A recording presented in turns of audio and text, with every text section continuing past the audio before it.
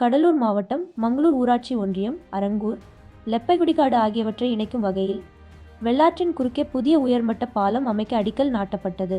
சுமார் 8,38,00,000 ரூபாய் மதிப்பீட்டில் இந்த பாலம் அமைய உள்ளது. தொழிலாளர் நலன் மற்றும் திறன் மேம்பாட்டுத்துறை அமைச்சர் திரு சி.வி. கணேசன் அவர்கள் மாவட்ட ஆட்சித் தலைவர் திரு சி.பி. ஆதித்யா செந்தில்குமார் முன்னிலையில் அடிக்கல் நாட்டினார். தற்போது மழைக்காலங்களில் மக்கள் 10 கிலோமீட்டர் தூரம் சுற்றிச் செல்ல வேண்டிய நிலை உள்ள நிலையில் இந்த பாலம் அமைந்தால் பயண நேரம் வெகுவாக குறையும். மேலும் இந்த புதிய பாலம் விவசாயிகள் தங்கள் விவசாய பொருட்களை எடுத்து செல்லவும், பள்ளி, கல்லூரி மாணவர்கள் எளிதாக பயணம் செய்யவும் மிகவும் பயனுள்ளதாக இருக்கும்.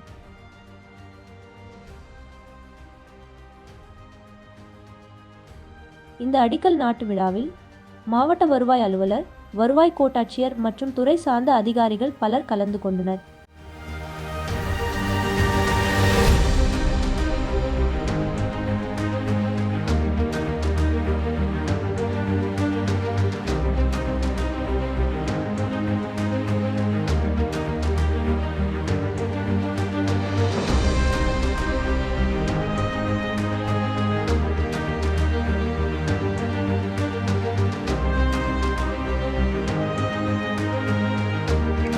காலை வணக்கத்தை தெரிவித்துக் கொள்கிறேன். மாவட்ட வருவாய் அலுவலர், வருவாய் கோட்டாட்சியர், ERD, கிராமப்புற மக்கள் அனைவருக்கும் என் காலை வணக்கம்.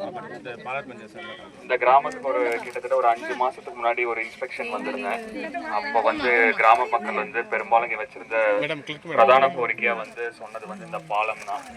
என்ன சொல்லியிருந்தாங்கன்னா, பெரம்பலூர் பார்டர்ல இருக்கு, ஸ்கூலு, ஹாஸ்பிட்டல் எது தேவைனாலும் இந்த சைடு தான் போகணும் அப்படிங்கிற ஒரு ரிக்வெஸ்ட் வச்சிருந்தாங்க. அண்ட் ஒரு 4-5 மாசம், ஒரு வருஷத்துல இதை கடக்க முடியாம ஒரு சூழ்நிலை ஏற்பட்டுச்சு அப்படின்னு சொல்லியிருந்தாங்க.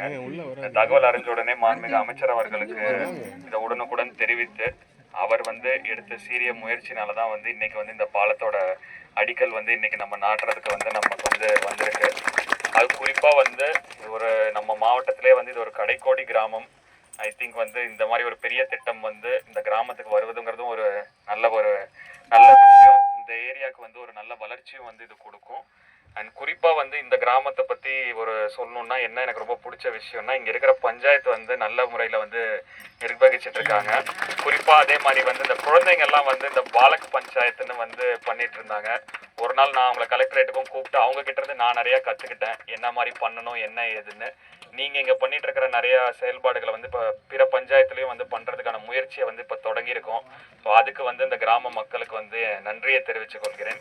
ஸோ நம்ம தமிழ்நாட்டுக்கே ஒரு முன்மாதிரியா உங்க பஞ்சாயத்து நிர்வாகம் நடந்துட்டு இருக்கு. அதை நம்ம மாவட்டத்துல மற்ற இடத்துலயும் இப்ப கொண்டு போறதுக்கான முயற்சி எடுத்துட்டு இருக்கோம். மாநிலம் முழுவதும் இது ஒரு மாடலா இருக்கும்ட்டு நான் நினைக்கிறேன். தொடர்ந்து ஸ்டூடெண்ட்ஸ் எஸ்பெஷலி நல்ல ஈடுபாடோட, ஒரு சிவிக் கான்சியஸ்னஸோட நல்லா நீங்க உங்க பஞ்சாயத்துல பார்ட்டிசிபேட் பண்ணுங்க, நல்லா படிங்க, இன்னொன்னு ஒரு நல்ல பொசிஷனுக்கு வாங்க. அண்ட் உங்க ஊரை இன்னும் நல்ல பெருமை சேர்க்கறதுக்கு நிறைய முயற்சி எடுங்க. தேங்க்யூ. எனது அன்பான காலை வணக்கத்தை அன்போடு தெரிவித்துள்ளேன். இங்கே முன்னாடிலாம் இந்த ஊருக்கு வந்தால் அரங்கூர் செல்ராஜ்னு ஒரு தம்பி இருப்பார். அவர் ஒரு ஆக்சிடெண்ட்டில் இறந்துட்டார். அதுக்கு பிறகு அண்ணன் அரசன் அண்ணன், அப்புறம் இப்போ இருக்கிற நம்ம ஊராட்சி மன்ற தலைவர் அறிவழகன், தங்கவேல், இப்படி வந்தாலே இந்த ஊரில் வந்தோம்னா ஒரு சுற்று அந்த கோயிலில் உட்காந்துட்டு ஊரை ஒரு ரவுண்ட் அடி சுற்றிட்டு தான் போவோம். அந்த கிழக்கு அங்கே இருக்கிற அந்த பகுதி ஊரில் ஒரு 2 ரவுண்டு அடிச்சுட்டு தான் போவோம். எனக்கு தெரிஞ்சு 20 வருஷத்துக்கு முன்னாடியே சிமெண்ட் ரோடு போட்ட ஊர் அரங்கூர் ஊர் தான். ஏன்னா எல்லா ஊர்லேயும் எல்லா தெருவுலையும் சிமெண்ட் ரோடு போட்டது நான் தான் சார் போட்டு விட்டேன். ஒரு 20 வருஷம் முன்னாடியே சிமெண்ட் ரோடு போட்டோம்.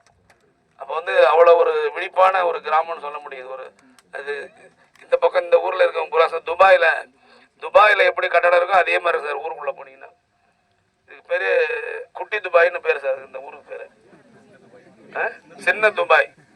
இல்லை உண்மை அதுதான் சார். துபாயில் இருக்க அந்த சேட்டுங்களா, அந்த அங்கே இருக்காங்களா சார், அந்த ஹெட் இருப்பாங்களா சார், அந்த முஸ்லீம், அவங்களே இந்த ஊருக்கு வந்து தான் அந்த கும்பாபிஷேகம் பண்ணாங்க இந்த ஊரில் சார். அதனுடைய சாயல் இந்த ஊருக்கு அடிக்கும் சார். இது ஒரு சின்ன குட்டி துபாய் மாதிரி சார் இந்த ஊரும்.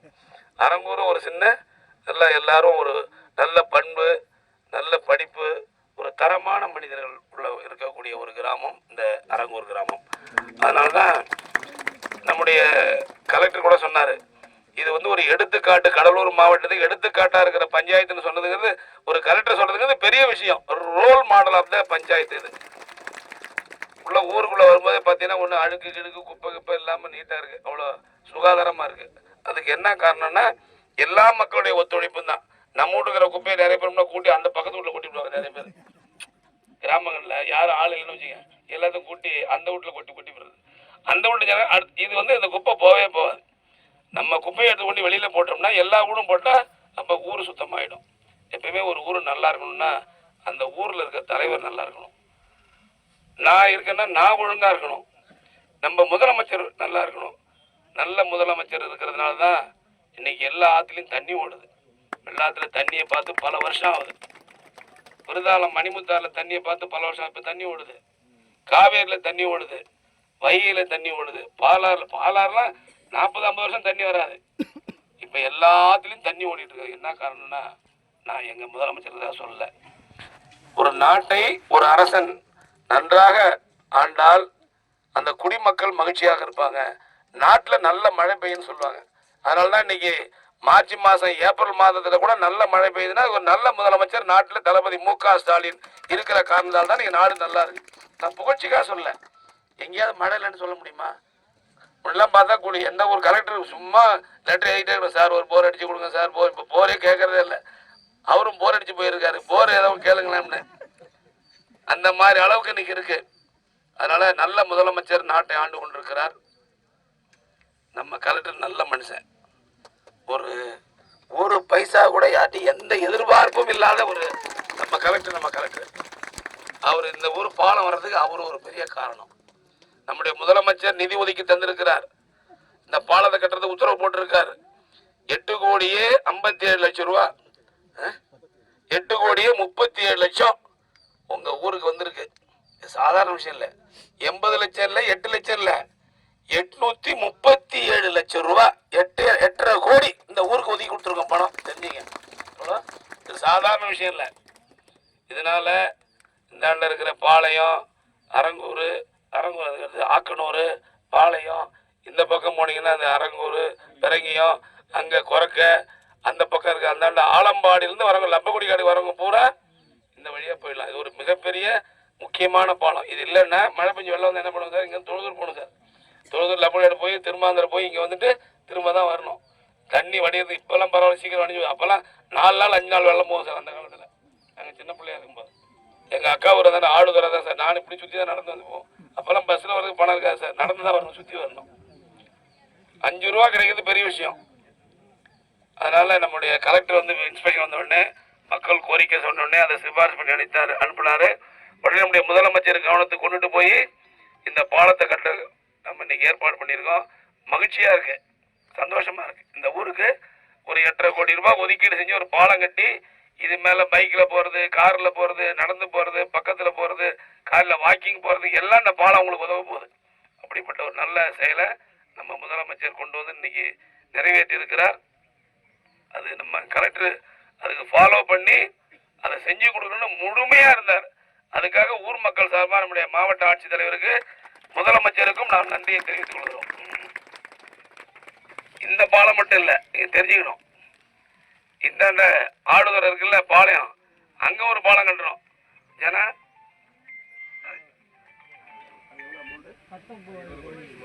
20 கோடி அது எங்க அந்தாண்ட ஒரு பாலம் கட்டுறோம். அங்கே இருக்கிறவங்க பூரா அதில் போய்க்கலாம். இந்த பக்கம் தொழுதூர் தாண்டோம்னா கீழக்கல்புண்டின்னு ஒரு ஊர் இருக்கு, அங்கே ஒரு 10 கோடி போட்டு அந்த பாலம் கட்டுறோம். அந்தாண்ட அதை தாண்டி கொரக்காவடி அந்த பக்கம் அங்கே ஒரு பாலம் கட்டுறோம்.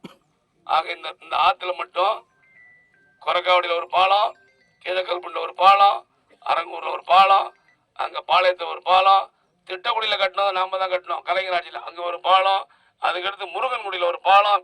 இவ்வளோ பாலம், முருகன்குடி, திட்டக்குடி, பாளையம், அரங்கூர், கொரக்காவடி, 6 பாலங்களை கட்டி தந்த அரசு தான் அண்ணன் தளபதி மு.க. ஸ்டாலின் அரசு என்பதை இந்த நேரத்தில் நான் தெரிவித்துக் கொள்ள விரும்புகிறேன்.